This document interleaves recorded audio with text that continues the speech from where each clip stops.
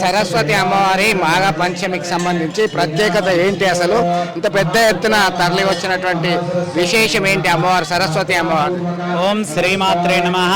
సర్వమంగళ మాంగళ్యే శివే సర్వార్థ సాధికే శరణ్యే త్రయంబకే దేవి నారాయణీ నమోస్తుతే. ఈరోజు వసంత పంచమి, శ్రీ పంచమి, మదన పంచమి. ఈరోజు విశేషం ఏమిటంటే అమ్మవారు సరస్వతీదేవి రూపంలో ఆవిర్భవించింది.